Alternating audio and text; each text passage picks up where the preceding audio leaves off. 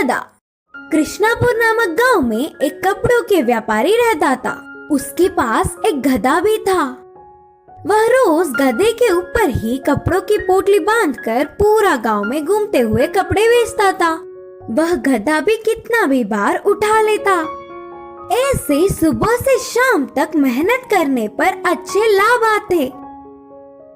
उसके व्यापार की अच्छी सी वृद्धि करने वाली गधा तो उसे बहुत पसंद थी, इसीलिए उसे बहुत ध्यान से रखता था। एक बार व्यापारी को भारी रकम से कपड़े खरीदने के लिए विदेश जाना पड़ा। उसी समय में गांव-गांव घूमकर कपड़े बेचने के लिए और साथ ही साथ गधे की देखभाल करने के लिए एक आदमी को काम पर रख लिया। सारी जिम्मेदारियां उसे सौंपकर व्यापारी विदेश चला गया। कुछ सालों बाद लौट आने वाला व्यापारी अपने गधे को लंगड़ाते हुए चलना देखा। वह अपने पसंदीदा गधे को ऐसे लंगड़ाती हुई चलता नहीं देख पाया। काम वाले को पूछने पर भी उस विषय में उसे कुछ नहीं पता करके कहा। फिर वह व्यापारी ने उस गधे को बहुत सारे चिकित्सकों को दिखाया, फिर भी कुछ फायदा नहीं मिला। गधे को देखने वाला कोई भी वह क्यों ऐसे लंगड़ाती हुई चल रही है इसका कारण नहीं बता पाया। ऐसे कुछ समय बीतने के बाद उस गांव में एक साधु आया।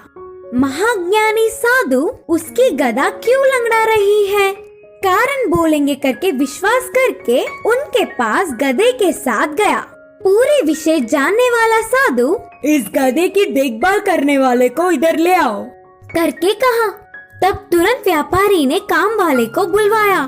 काम वाले को आते देख, सज्जन, तुम्हारे गधे को ये लंगड़ापन किसी भी रोग से नहीं आया, बल्कि उसे देखो, वह लंगड़ा है। उसके साथ रहने वाले को ये गधा बहुत ध्यान देकर उसके जैसे ही करने पर लंगड़ी हुई। बोलते हुए विवरण दिया। हमारे आसपास के रहने वालों का प्रभाव हम पर ही ज्यादा पड़ता है। अगर हमेशा के लिए उसकी लंगड़ापन को दूर करना है तो पहले उस काम वाले आदमी को बदलना होगा।